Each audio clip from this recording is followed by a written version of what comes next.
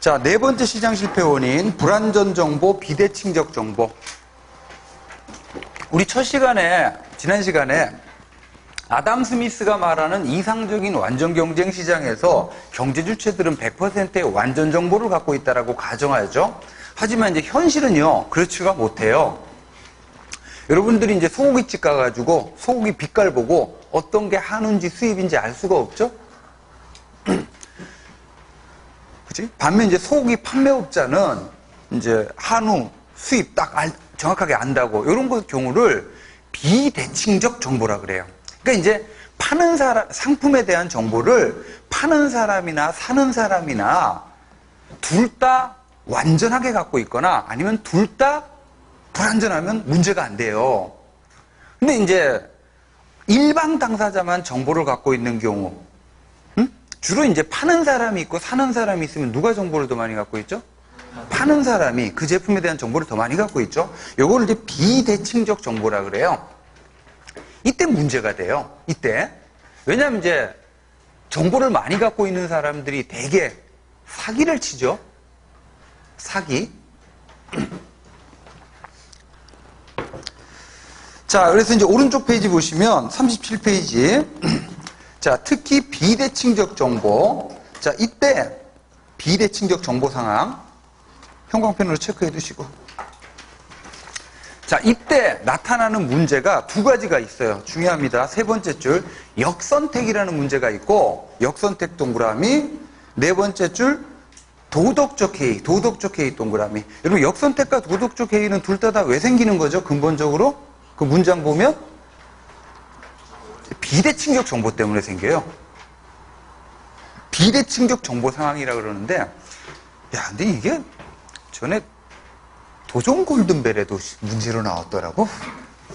그래갖고 이제 도전 골든벨 알죠? 그 마지막 단계던데, 그 문제만 맞추면 그 학생이 이제 벨 치는 건데, 이제 쫙 설명을 하더라고요. 교장 선생님이 나와가지고, 주관식이죠. 그래갖고 이제, 역선택과 막 역선택을 쭉 얘기를 해요. 또 이제 도덕적 해이를 쭉 얘기를 해. 이러한 문제가 시장에서 발생하는데, 이러한 역선택과 도덕적 해이를 유발한 근본 원인은 무엇이냐? 주관식. 이 친구가 막 고민하더라고요. 그들이 막 끌적끌적 쓰더라고. 딱 들었는데, 친구야, 미안해. 뭐 이렇게. 이제 정답은 정보의 비대칭적 상황이죠. 자, 하여간 이렇게 보시고 여기에 대해서 좀 자세하게 볼 건데, 여러분 그 각주 보세요. 각주 5번 맨 밑에, 그 페이지 맨 밑에 각주 5번. 자, 이거 이제 역선택하고 도덕적 해이 관련된 건데, 자, 주인 대리인 관계라고 돼 있죠? 이 주인 대리인 관계에다가 형광펜으로 체크를 해두세요. 주인 대리인 관계. 여러분, 이 역선택하고 도덕적 해이라는 게 어디서 나타나냐 하면 주인 대리인 관계에서 나타나요. 그래서 그 주인 대리인 관계에다가 형광펜으로 체크를 해두시고, 몇 페이지로 넘어가시냐 하면 거기다가 써두세요. 120페이지를 써두세요. 120페이지를 써두시고 120페이지로 넘어갈게요.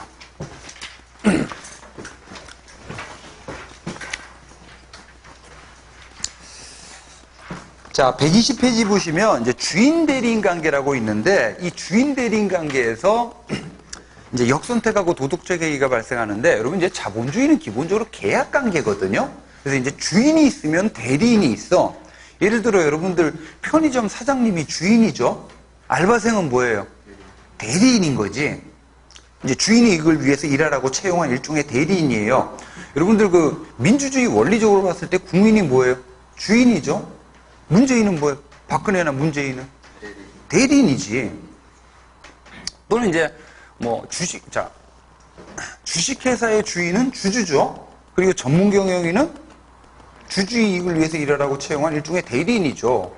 뭐 작은 회사의 사장님이 주인이라면 직원은 대리인이고, 자, 이런 관계가 이제 주인 대리인 관계인데, 자, 이 주인 대리인 관계의 특징 첫 번째, 주인과 대리인은 전부 다 어떤 존재냐면, 자, 이것도 경제학 이론입니다. 하여튼 경제학 이론 나오면 가장 중요한 특징이 모든 사람은 어떤 존재다? 합리적 경제인이다. 자, 합리적 경제인은 다른 사람의 이익 고려하지 않아요. 이 사회 전체의 공익 고려하지 않습니다. 오직 자기 자신의 경제적 이익의 극대화만을 추구하는 존재죠. 그래서 주인과 대리인은 전부 합리적 경제인이라고 가정을 해요. 자, 두 번째. 주인과 대리인 간에는 정보의 비대칭성이 존재하는데, 여러분, 주인이 있고 대리인이 있으면 누가 정보가 더 많을까요? 에이, 주인이 정보가 많으면 문제가 안 생겨요. 대리인이 정보를 더 많이 갖고 있어요.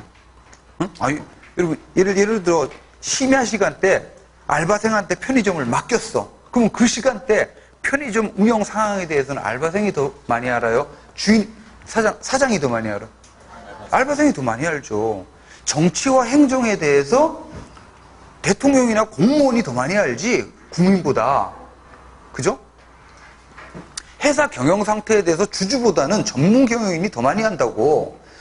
자, 이렇게 이제 주인과 대리인 간에는 정보의 비대칭성이 존재하는데, 여기서 정보를 더 많이 갖고 있는 존재가 대리인이라고. 근데 원래 대리인은 누구의 이익을 위해서 채용한 존재예요? 주인 이익을 위해서 채용한 존재인데, 이 정보의 비대칭성을 이용해서 대리인이 주인 이익을 위해서가 아니라 자기 자신의 사익을 위한 어떤 행위를 해요. 이걸 이제 오포튜니즘, 기회주의라 그래. 이 기회주의 때문에 아까 얘기했던 역선택, 그리고 도덕적 해이라는 게 나타나요. 자, 그 문장 자체를 스토리로 기억을 하셔야 됩니다. 자, 여러분, 예로 한번 말씀을 드릴게요. 자, 여기 사장님이 이렇게 있고, 직원이 있는데, 자, 이 사장님이 직원을 채용하려고 해요. 그래서 이제 인터넷에 채용 공고를 냈는데, 자, 그러면 이제 지금 두 가지, 지금 뭐냐면, 상품을, 지금 노동력을 사고 파는 상황이죠. 그래서 이제 근로계약을 체결하는 상황인데, 그래서 계약 체결을 기준으로 계약 체결 전에 나타나는 문제가 있고, 후에 나타나는 문제가 있어요. 전에 나타나는 문제를 역선택이라 그러고, 후에 나타나는 문제를 도덕적 해이라 그래요. 자, 그래서 이제 인터넷에 채용 공고를 냈더니, 이건 그냥 사례 이해만 하시면 돼. 자, 그래서 이제 A하고 B가 지원을 했어요. 자, 근데 A는 어떤 존재냐 하면, 근면 성실파야. 그 다음 B는 어떤 존재냐면, 얘는 농땡이과예요.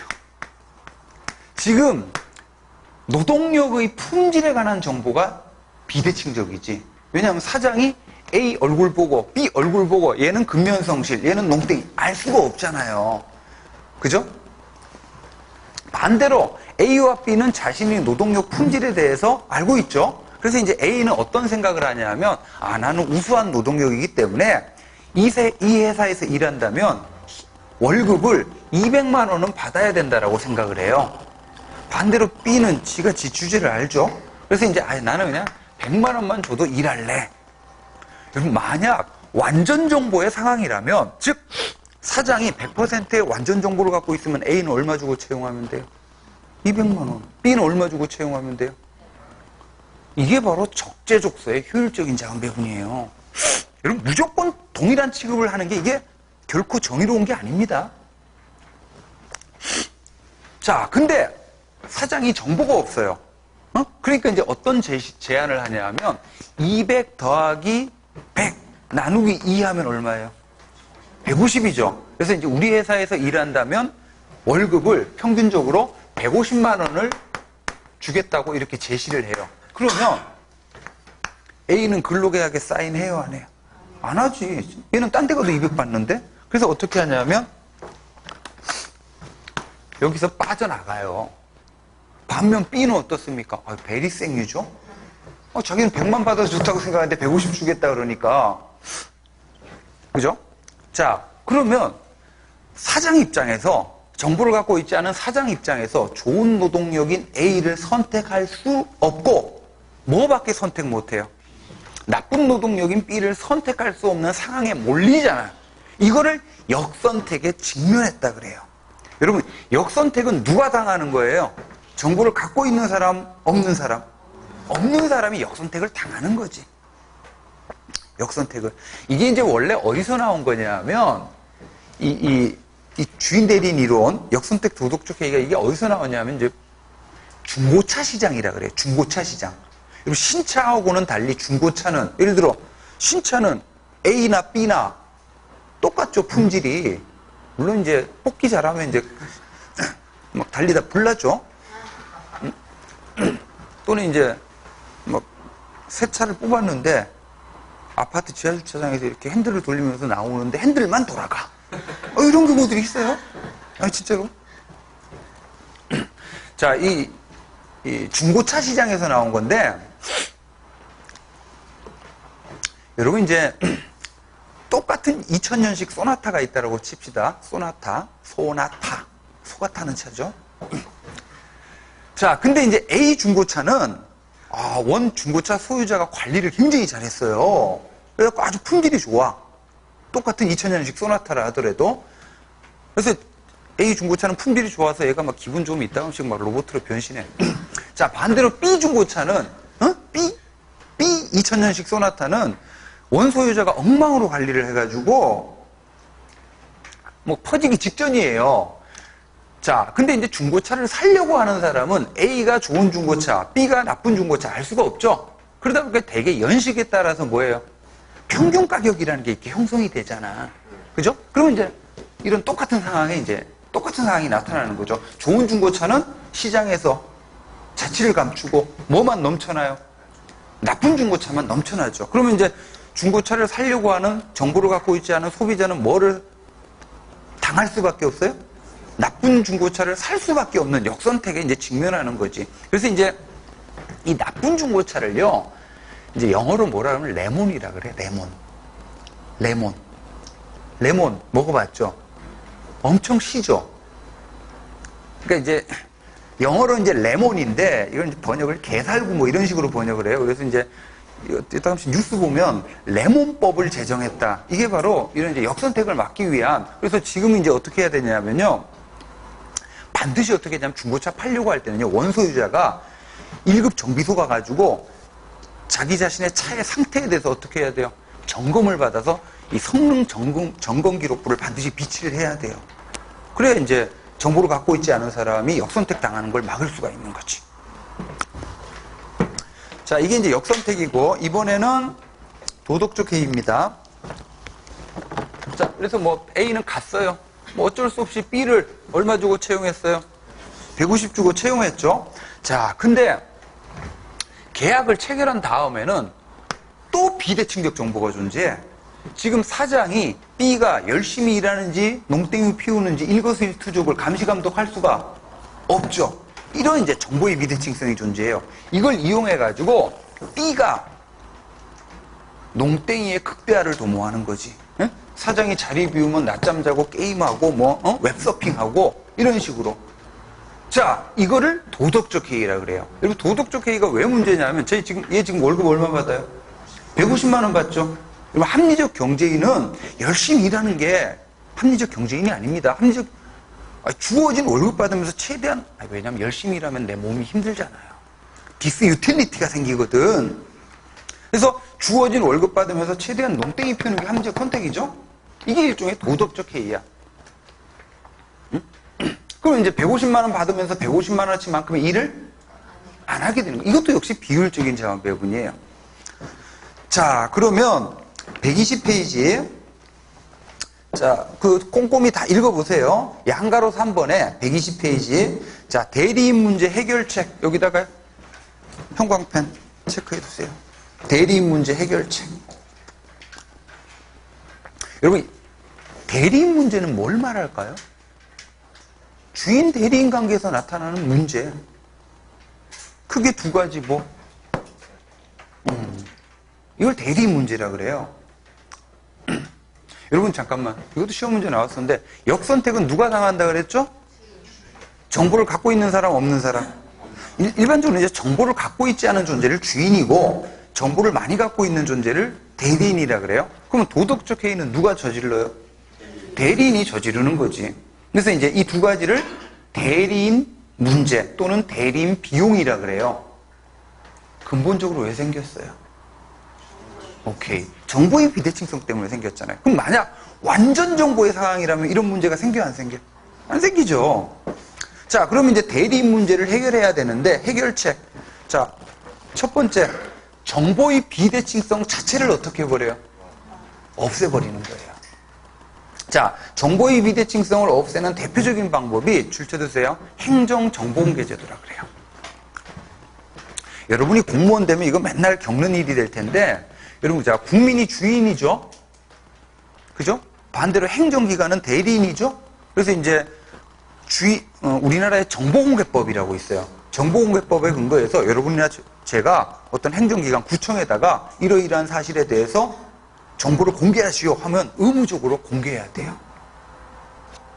그럼 이제 이것도 결국 국민인 주인과 대리인 행정기관 간의 정보의 비대칭성을 없애는 방법이죠? 여러분, 전임 박근혜 그 세월호 7시간 궁금하죠? 진짜 궁금하잖아. 그럼 이제 청와대에다가 개인적으로 정보공개 청구하면 돼요. 그때 이미 했었어. 근데 이제 정보공개법에 보면 뭐 국가안전보장이나 또는 기업의 영업비밀이나 또는 이제 개인의 프라이버시 이런 거에 해당되면 비공개할 수 있다고 돼 있거든요. 근데 박근혜 7시간이 무슨 국가안전보장에 근데 이제 걔네들은 그 당시에 이거 국가안전보장과 관련된다 해가지고 거부했었죠. 그래갖고 이제 지금도 뭐 사실상 다 공개된 거나 마찬가지니까. 자, 이거 보세요. 자, 정보의 비대칭성을 없애면 문제가 해결이 되는데 현실적으로 정보의 비대칭성을 완벽하게 제거한다는 게 어렵잖아요. 정보의 비대칭성은 현실적으로 존재할 수밖에 없어요.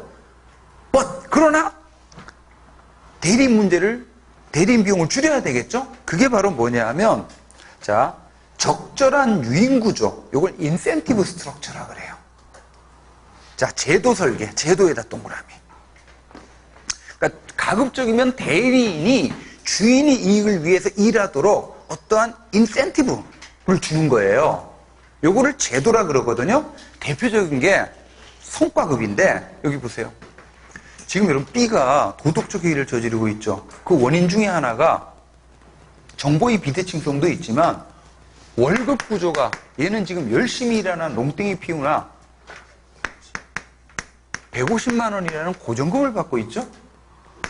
이 고정급을 성과에 따라서 차등 지급하는 성과급 체계로 바꾸고 되면 얘는 더 이상 도덕적 해이를 저지르기가 어려워지는 거죠.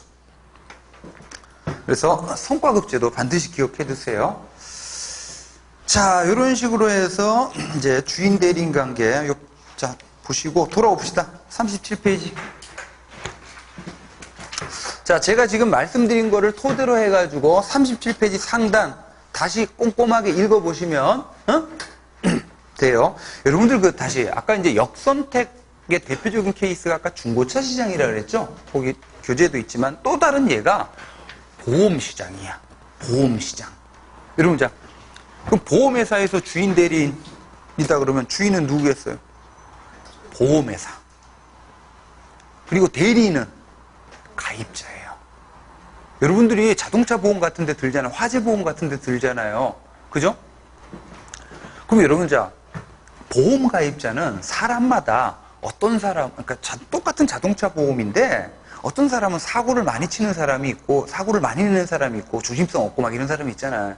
어떤 사람은 굉장히 신중하고 조심성이 있어가지고 거의 사고가 안 나는 경우가 있어요. 그죠? 그럼 여러분 사고를 근데 보험회사 입장에서 봤을 때는 이 사람 리스키한 존재, 이 사람은 세이프한 존재 알 수가 없죠. 그지?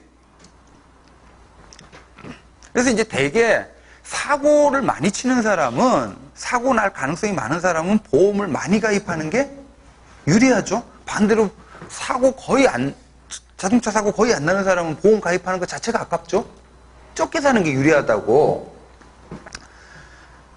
그럼 이제 결국 사고 가능성이 높은 사람이 보험을 많이 구매해서 결국 보험회사, 정보를 갖고 있지 않은 보험회사의 입장에서는 누구밖에 선택을 못해요? 사고 가능성이 높은, 사고 확률이 높은 일종의 이제 불량중고차만 사게 되는 거지, 보험회사가. 그런 스토리입니다. 자, 어쨌든, 자, 역선택과 도덕적 해이가 뜻하는 것은 비효율적인 자원 배분이죠. 자, 이 문제를 막기 위해서 정부가 역시 시장에 개입하는데 어떤 식으로 개입하냐면 동그라미 1번 정보 유통이 활성화되도록 유도하거나 유도 동그라미 아니면 규제 동그라미. 그래서 여러분들 우리 예를 들어 여러분 소고기 사러 가면 소비자는 어떤 게 수입인지 하는지 모르죠?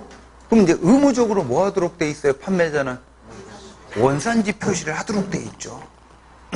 그래서 뭐 수입산이 국내산인지 뭐 호주산인지 그죠? 미국산인지 진짜 미국산 소고기가 싸긴 싸요. 그렇잖아. 이제 한우는 비싸서 못 먹잖아요. 근데 한우를 좀 많이 싸게 먹는 방법 중에 하나가 저기 서울에 가면 마장동이라고 있거든요. 거기 가면 이제 그게 이제 조선시대 때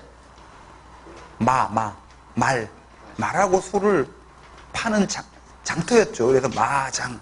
이게 이제 우리 곳곳에 이제 살아있는 지명들 이렇게 보면 재밌죠? 전부 다 연원이 있잖아요. 자, 이런 것들이 이제 바로 정부가 개입하는 방식입니다. 보시고. 자, 마지막 시장 실패 원인, 소득 분배의 불공평성. 여러분, 소득 분배의 불공평성은 이거는 이상적인 시장이 존재해도 생기는 문제죠? 왜? 이상적인 시장은 경쟁과 승자 독식이 지배하잖아요. 그래서 소득 분배는 어쩔 수밖에 없어요? 불공정할 수밖에 없어요.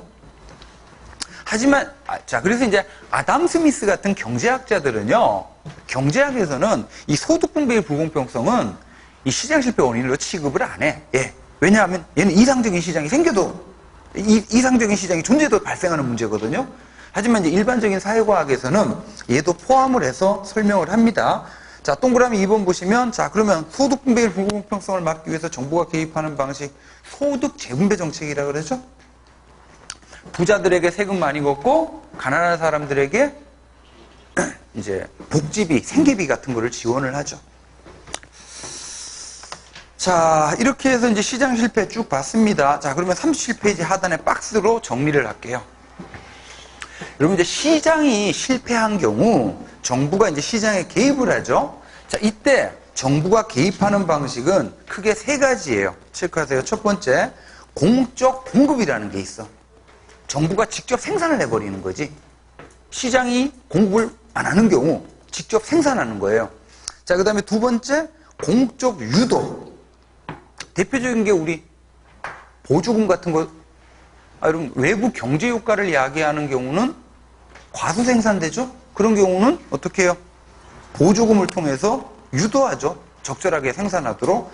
그 다음에 이제 세 번째, 법에 근거해서 강제력, 규제를 발동할 수가 있어요. 다시, 시장이 실패하는 경우 정부가 시장에 개입하는 방식은 세 가지인데 공적 공급, 공적 유도, 정부 규제. 자, 근데요, 그 표가 중요합니다. 표는 좀 외우셔야 돼요. 시장 실패의 원인별로 이 세 가지 방식 가운데 적합한 방식이 달라요. 자, 먼저 여러분, 공공재가 존재하는 경우에는 뭐 하는 수밖에 없어요?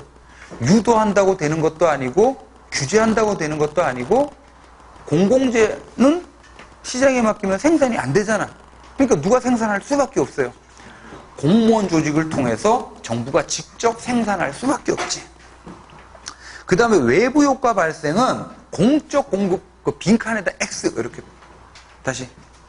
이런 외부 효과 발생은 공적 공급은 적합하지 않아요. 그 빈칸에다 X표 해주세요.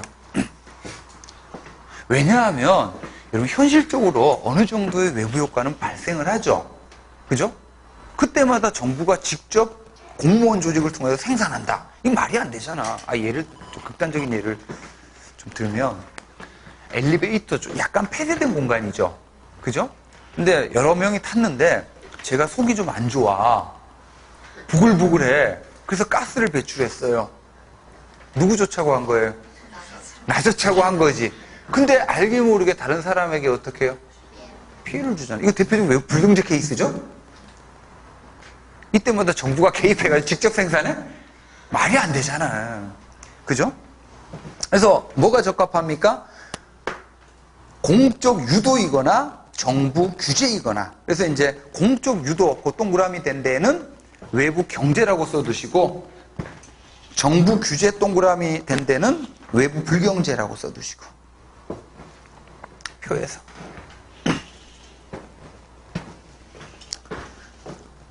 표 지금 보고 있습니다. 자, 그 다음에 자연독점인 경우에는 뭐하고 뭐가 적합했어요? 우리 이미 했어. 정부가 직접 생산할 수도 있죠? 공기업을 통해서. 근데 이제 규제할 수도 있죠?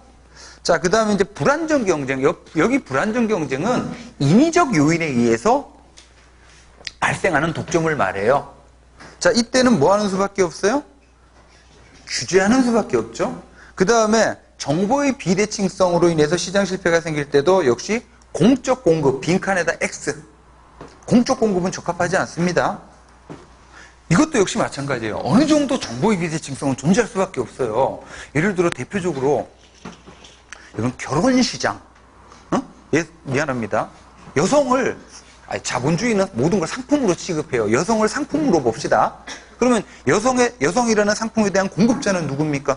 여성이고, 그 여성이라는 상품에 대한 수요자는 남성이지. 그죠? 그럼 이제 둘 간에, 예를 들어 수요자가, 예를 들어 남성이, 나한테 적합한 여성이 누군지에 관한 정보가 없잖아요. 이때마다 정부가 개입해가지고 직접 생산해. 둘이 짝지어줘. 막. 적합하지 않죠? 뭐 통일교야? 통일교는 짝지어준대요. 유도하거나 규제가 적합합니다. 자, 이렇게 해가지고 그 표는 좀 암기를 하시고, 자, 이렇게 해서 시장 실패 마치고 38페이지 갑시다. 자, 이렇게 이제 시장 실패를 치유하기 위해서 정부가 시장에 개입을 하고 그 과정에서 이제 정부의 역할과 기능이 커지는데, 이렇게 이제 적극적인 이 정부가 이제 20세기의 행정국가예요. 자, 그러면 상단에 20세기 행정국가. 그럼 19세기 국가관이 뭐였죠? 입법국가. 20세기 국가관이 행정국가. 그리고 80년대 이후에 신행정국가. 이런 식으로 이제 전개가 되는데, 그럼 20세기 국가관을 행정국가라 그래요. 그러면 이 행정국가라는 용어는 뭐하고 대칭되는 개념이냐면 19세기 국가관, 입법국가하고 대칭되는 개념이에요. 자, 그럼 이 둘을 비교를 좀 해볼게요. 두 가지 측면에서. 첫 번째, 정부의 역할 측면하고, 두 번째, 국정의 주도자가 누구냐. 여러분들 이제 이 행정 개념을 파악하는 데 있어서, 이건 좀 상식적인 개념인데 좀 알고 있어야 될 게 권력 분립이에요. 행정법 같은 거 공부하면 나오죠? 권력 분립이라는 게 뭐예요? 여러분, 절대군주 시절에는 그러니까 국가 권력이라는 게, 절대군주 시절에는 누구한테 집중돼 있었어요? 왕 한 사람에게 집중돼 있었지. 근데 이제 시민혁명을 거치면서 이제 국가 권력이 개인의 자유와 권리에 대한 침해를 막기 위해서 어떻게 세계로 쪼갠 거지. 그래서 이제 왕 한 사람에 집중돼 있던 국가 권력을 셋으로, 그래서 입법권, 입법은 법을 만드는 거죠. 그 다음에 이제 집행권, 그죠? 만들어진 법을 집행하는 거죠. 그 다음 이제 제대로 법대로 집행됐는지를 판단하는, 이게 이제 사법권이죠. 그래서 입법권, 집행권, 사법권 이렇게 세 가지로 나눈 다음에, 입법권은 어디다 줘요? 국민의 대표자로 구성된 의회에다 주고, 그 다음 이제 집행권은 행정부한테 주고, 정부죠. 그 다음에 사법권은 법원한테 준 거죠. 그런 다음에 이제 국가 권력으로 상징되는 행정부를 의회가 법률을 제정해서 통제하고, 그리고 법원이 법대로 집행했는지를 재판을 통해서 감시하는 이런 시스템이 권력 분립 시스템이라고요. 자, 그리고 자, 이 과정에서 이제 나온 개념이 바로 행정인데, 그래서 행정은 기본적으로 개념이 뭐예요? 집행인 거지, 집행. 자, 그리고 이제 여기서 이 세 개로 쪼개진 국가 권력 가운데 누가 가장 우위를 차지해요? 의회가.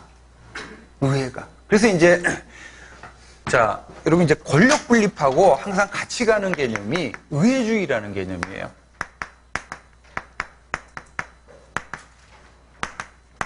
의회주의. 권력 분립은 방금 말씀드렸죠? 그럼 의회주의는 뭐냐면, 자, 국민의 대표자로 구성된 대의기관이다 그러면 특히 누구를 말합니까? 의회를 말해요. 의회. 그래서 국가의 중요한 정책은 다 어디서 결정이 돼야 된다는 거예요?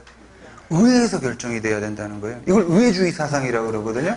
이게 이제 시민혁명 이후에 서구 정치체제로 등장한 대의제 민주주의의 기본적인 원리죠. 권력 분립과 의회주의라는 게. 자, 그러면 돌아와서 자, 19세기 국가관을 입법국가라 그러는데, 자, 먼저 입법국가는 정부의 역할이 기본적으로 소국정부였죠. 왜? 야경국가, 자유방위국가였잖아요. 그리고 이 소국적인 정부의 역할을 누가 주도하게 되냐면 국민의 대표자로 구성된 의회, 입법부가 주도를 해요.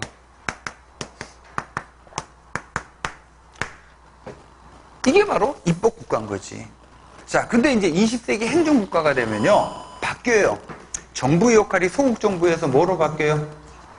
케인즈주의적 복지국가라는 적극정부로 이렇게 바뀌게 되고, 이 적극적인 정부의 역할을 이제 누가 주도하게 되냐면 입법부가 아니라 행정부가 주도를 하게 돼요. 그래서 행정국가야. 그러면 이러한 입법국가가 이러한 행정국가로 변화하게 된 가장 중요한 배경, 원인. 근데 그거 시장 실패와 같이 가는 용어인데 산업화예요. 산업자본주의 발전. 그리고 이제 서구에서 산업화, 산업자본주의가 19세기 말부터 본격적으로 발전하죠? 그죠? 이 19세기는 기본적으로 농업사회다라고 생각하시면 돼. 농업사회는 미국 기준으로 봤을 때 완전히 농업사회지. 사회가 단순하죠. 그죠? 그러니까 정부는 소극적인 역할만 해도 되고, 그 다음에 이제 입법부. 여러분, 입법부, 국회의원, 우리나라 300명이죠? 인원수도 적죠? 그리고 해당 분야의 전문가들도 아니죠? 정치인들이잖아요, 기본적으로. 그리고 4년마다 임기가 대폭적으로 물갈이 되죠? 그러니까 단순하다 보니까, 소극적이다 보니까 300명으로 구성된 입법부에서 모든 걸 다 어떻게 해요? 세부적인 내용까지 결정할 수 있었어요. 근데 이제 산업화가 이루어지면 우리 앞서서 돼 있어. 사회가 전문화, 기술화, 복잡화되죠? 그리고 산업화에 따른 각종 시장 실패, 문제들이 막 발생하는데, 그럼 과거처럼 야경만 해가지고는 돼요, 안 돼요? 도시 문제, 환경 문제, 복지 문제 이런 걸 해결하기 위해서는 적극적인 역할이 필요한데, 이 적극적인 역할을 수행하기 위해서는 전문성을 갖춰야 돼요. 근데 이게 의회주의의 오늘날 한계라고도 하는데 가장 큰 문제가 전문성이 없다는 거예요, 의회가. 뭔가를 결정을 하려면 전문성이 있어야 되는데, 방금 봤다시피 국회의원들, 해당 분야의 전문가들도 아니고, 임기도 4년밖에 안 되죠? 숫자도 적죠? 그러다 보니까 전문성이 없어요. 그러다 보니까 상대적으로 전문성, 행정부는 어떻습니까? 규모도 크죠? 실적주의 입각해서 해당 분야의 전문가로 채용을 하고, 그리고 정권 변화와는 상관없이 계속적으로 그 업무를 수행하다 보니까 정보와 전문성을 갖고 있게 되잖아요. 그러다 보니까 이제 원래 정책 결정권은 누가 가져야 돼요? 입법부가 가져야 되는데, 입법부가 갖고 있던 정책 결정권이 자꾸 어디로 넘어오게 돼요? 행정부로 넘어오면서 행정부가 국정을 주도하게 되는 이런 현상. 이게 행정국가예요. 쉬운 말을 되게 어렵게 했는데. 자, 그래서 개념 동그라미 2번 상단에, 자, 19세기 말부터 등장한 행정국가란, 여러분, 행정국가는 등장하기 시작한 거는 19세기 말이에요. 그러니까 이제 행정국가 등장의 가장 중요한 배경은 산업화지, 산업화. 우리가 이제 행정국가 하면 이제 지나치게 단순화시켜가지고 공부를 하다 보면, 이제 행정국가 하면 이제 우리 지난 시간에 시장 실패가 배경이다 보니까 시장 실패하면 1930년대 대공황. 그래서 1930년대가 행정, 아닙니다. 그때 본격화된 거지. 시작된 거는 19세기 말부터예요. 이때부터 시장 실패가 생기기 시작한 거예요. 그래서 19세기 말부터 등장한 행정국가란, 자, 바로 밑에 줄, 입법국가와 대응되는 의미예요. 자, 바로 밑에 개념은 그림으로, 자, 정부의 역할 측면에서 적극적인 역할, 그리고 이제 국정을 행정부가 주도하게 되는 거지. 그래서 행정부의 본래적 권한이 뭐죠? 집행이었죠? 근데 집행뿐만 아니라 뭐도 결정권까지도 수행을 하면서 상대적으로 이제 행정권이 우월한 지위에 있는. 자, 38페이지 그 밑에 하단. 자, 행정국가 대두 배경 봅시다. 막 저기 어떤 수험서들 보면 행정국가 대두 배경 해놓고 막 10매까지를 나열해 놓은 경우들이 있어요. 같은 말 반복하고 원인과 결과를 막 뒤섞어가지고 했던 말 또 하고 또 하고. 아닙니다. 깔끔하게 정리를 하면 두 가지죠. 사회경제적인 배경, 이거는 동그라미 1번, 근대 산업자본주의 발전과 그에 따른 부작용. 이게 사회경제적인 배경이고, 그래서 이제 동그라미 2번 줄친 부분 보시면 정부가 경제도 관리하는 케인즈주의에 근거해서 복지, 환경, 인권 이런 기능까지도 하게 되는 거죠. 여러분 지금 그 동그라미 2번에 줄쳐져 있는 기능들이 있죠. 이거를 만약에 19세기 자유방임국가에다가 집어넣으면 맞아요, 틀려요? 틀리지. 자, 그 다음에 이제 정치행정적인 배경으로는 동그라미 1번, 의회가 전문성이 없고 상대적으로 행정부는 뭐가? 전문성과 기술성이 강하더라는 거죠. 이게 바로 행정이 뭐를 주도하게 돼요? 국정을 주도하게 되는 거죠. 그래서 동그라미 2번, 행정부로 정책 결정권, 입법권. 다시, 원래 입법권은 누가 갖고 있는 권한입니까? 의회가 갖고 있는 권한인데, 이게 행정부로 위임되고 이전되는 이런 현상들이 이제 심화되면서, 지금도 여러분들 뉴스 같은 데나 우리나라 현실도 이렇게 보면 사실상 국정을 입법부가 주도합니까? 행정부가 주도합니까?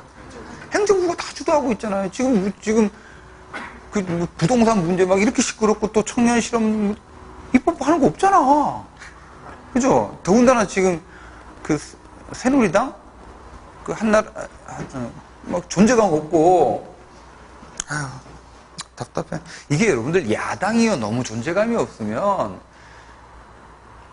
여러분 권력이라는 건요 좌파든 우파든요 절대 권력은 부패할 수밖에 없어요. 견제되고 감시되지 않는 권력은. 그래서 야당은 항상 존재감이 있어야 되는데, 근데 지금 좀 미안한 얘기지만 그 결국은 뭐 지네가 자초한 일이죠. 박근혜 국정농단 때문에 이렇게 된 건데 너무 존재감이 없잖아. 그러니까 지금 문재인 정부 아무리 문재인 아니라 뭐